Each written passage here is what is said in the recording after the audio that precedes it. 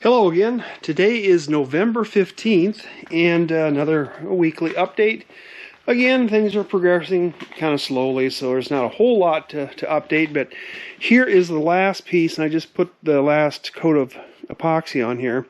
But this is the last piece in this line of plywood that's going on this side here.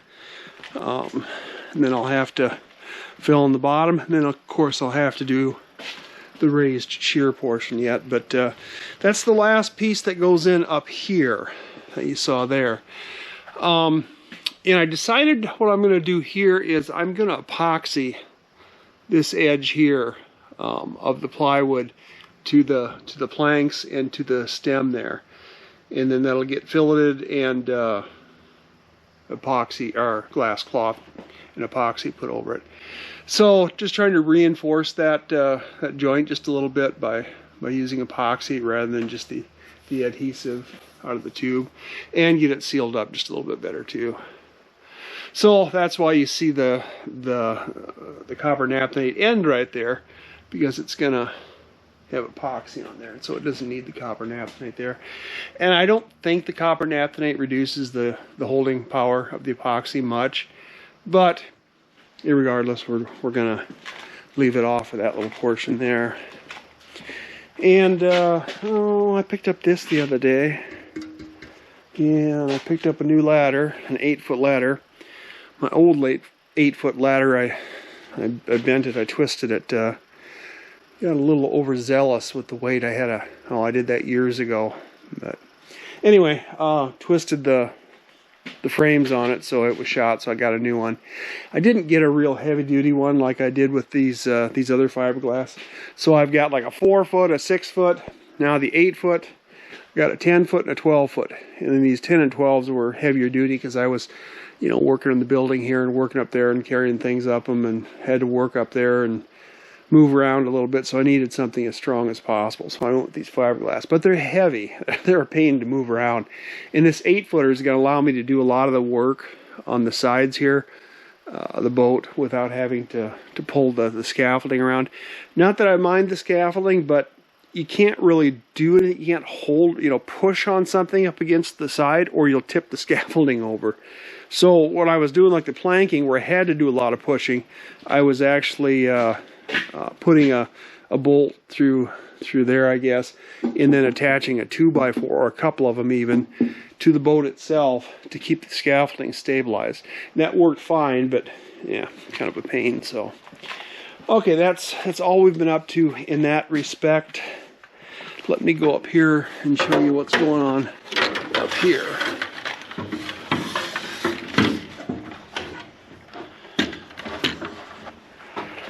Got my bio bore here. Get that up here.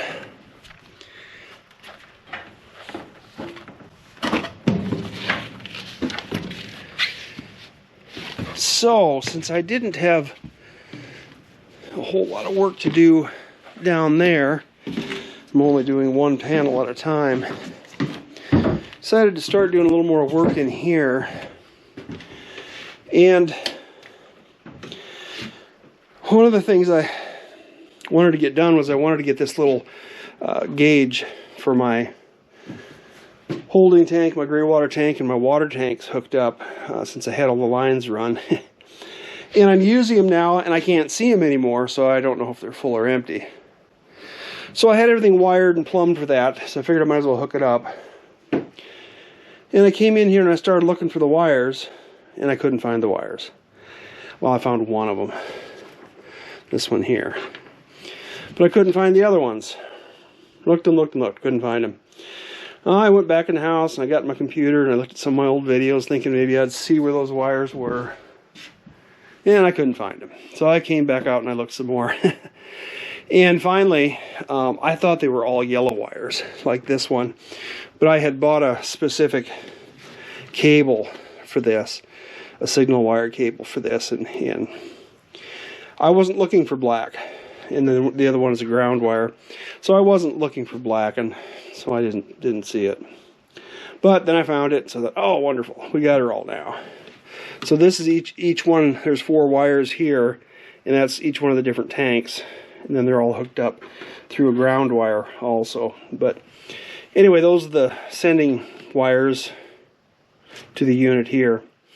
Well, then I looked at the colors here and I thought, no, I didn't label it. Normally I put a piece of tape or something on here and label them, but it wasn't labeled. So I was in distress again, and I was all trying to figure out what the colors were for the different tanks, and couldn't figure out why I didn't write them down. And then I pulled this wiring diagram out, and here I had them. Here I had them all written down here, the colors for the different tanks. You know, when it's been 6, 8 months, whatever, you know, there's a lot of different things going on, and you tend to forget them. So one of the things I've done is all the paperwork for everything on the boat I'm storing in here, and those are going to go into a couple of big binders. So every piece of equipment on the boat that I've got paperwork for is going to be in that binder. And then I'll put notes in there that I can on things that may be pertinent to that installation. So yeah, so there's that, and we got that hooked up. I think it's still hooked up. Oops. Yeah. So this one's battery. I don't know why you need that, but yeah, there's 4 lights with that. The forward water tank, which is all 3 tanks. I've got all 3 valves opened on the forward tanks, so they will self-level, and then it'll draw out of all 3 of them. And then the gray water tank, that's half or a third full, and then the aft tank is 2/3 plus full. So yeah, that's kind of handy to have that. But one of the problems I ran into was pretty much all of my wiring I'm doing 14 gauge minimum, which is what it should be on a boat. 12 gauge or 14 gauge, but 14 gauge minimum. But then you get something like this that's got a bunch of tiny little wires in it, and well, actually this power wire isn't a tiny little one, sorry. But sometimes you run into problems with a piece of equipment where it's got a little 18 gauge wire coming out, and it's supposed to be a power wire. And that's not good, because you can't have a 15 amp breaker on an 18 gauge wire. If something shorts out in this wire somewhere, then you've got a problem. That wire will heat up and start a fire, and before the breaker will break. So I ordered a couple more fuse panels. Now a lot of devices like this will actually have an inline fuse holder with a small, 2 amp or whatever fuse in it, and that's good. Of course, the problem there is if it's buried in the equipment somewhere, and it's not easy to check to see if that fuse is blown, but that's just kind of the way it is. But everything else in the boat, I'm going to do 14 gauge wire minimum, so a 15 amp breaker is plenty. But so we got this hooked up and working, so now I can at least take a look at my tank levels. I do need to get it permanently wired in here, but like I said, I was going to put a smaller wire in there, but I just now realized that this is a pretty good size wire coming in here, so I could just leave it as a 15 amp breaker.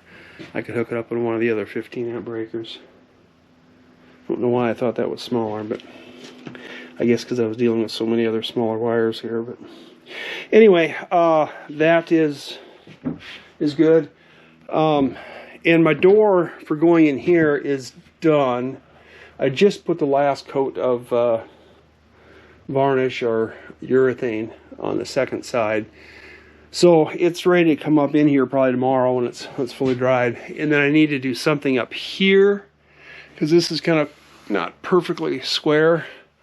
I was going to cut a little, maybe 1/4 inch piece of plywood or something, and put it in there, and then square it up and with a little thickened epoxy. Yeah, we'll see how that goes. But I wanted to get the door up here first so I could get a feel for how much how much room I had to deal with. I theoretically left myself 5/8 of an inch, because we'll need a little bull nose, tread thing on the edge there. And I'm planning on putting carpeting in, so you'll need another 1/4 inch there, so you're talking maybe 3/8 of an inch. I'll need down there, then you'll need maybe an 1/8 inch up here. And I think I left myself 5/8 of an inch, so I'm getting close. I can't put a whole lot up here, but yeah, we'll see how it goes. But I should be all right. Like I said, I left myself 5/8 of an inch, and if I needed to take another 1/8 inch or something off the bottom, I could. But but I think I'll be all right. But anyway, that's all I've been doing this week. You know, we're getting closer to getting that one row of sheets on the side of the boat, the plywood sheets on the side of the boat. I'm thinking that once I get a little ways there, I might, you know, be able to get a hole drilled in and actually start thinking about how the exhaust is going to go out the side of the boat here, and start working on that too. But that's for another day.